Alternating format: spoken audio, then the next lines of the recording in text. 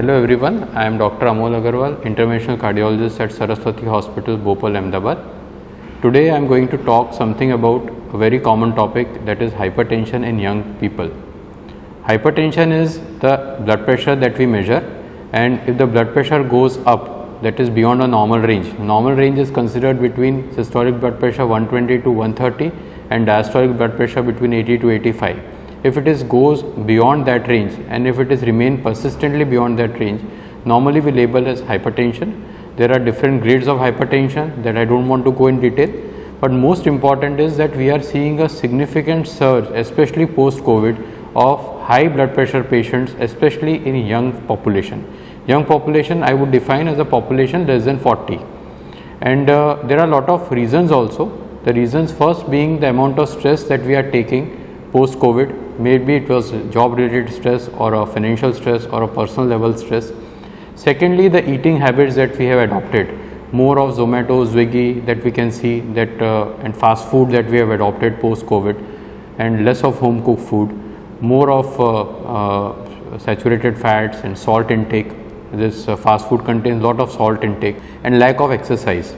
So these are the primary reasons which I feel is the reason why there is a surge of hypertension in young patients.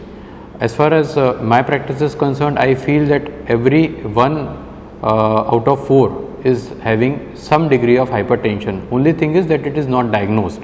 So most important is that once a doctor tells you that you are developing high BP, you should take it seriously.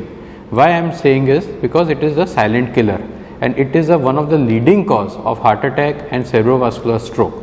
So if you don't take it seriously, or you don't take the advice by the doctor, or don't take the medication, maybe you will end up with a complication. And that much I can assure you that if you keep your blood pressure under control, you can definitely minimize to the complications of hypertension to almost zero. So if a doctor says that you have developed hypertension and you will need all these things, especially the medication, you should first accept that you are hypertensive and you might require medication. Normally the patients ask me for how long the blood pressure medication I have to take. It will be lifelong or it will be for a short course. So I usually say that you don't target the medicines that you are taking, you target your blood pressure. That whenever you measure your blood pressure, it should be around 120/80. If you are able to achieve that without medication, it is good, but if some medicines is required and if you are able to achieve that level, I think that is a more logical approach rather than not taking medications. So what are the preventive aspects? If you don't want to take a medication, if you are a borderline hypertensive, then you should adopt a healthy lifestyle. You should at least reduce the amount of junk food that you are taking to the minimum. Try to adopt a home cooked food.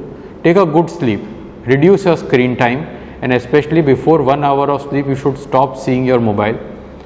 You should do regular exercise. I am not saying that you should go to gym, but at least you should do some 30 to 40 minutes of normal aerobic exercises like walking, cycling, swimming, or even yoga, pranayam. It helps you to ease out the amount of stress. Do some de-stressing exercises. Other risk factors if you have, like obesity, high cholesterol, diabetes, then you should manage them effectively. So if you are able to do all these things regularly and effectively, then there is a very high chance that you will be able to control your blood pressure even with a minimum dose of medication, and you will not end up with any complications.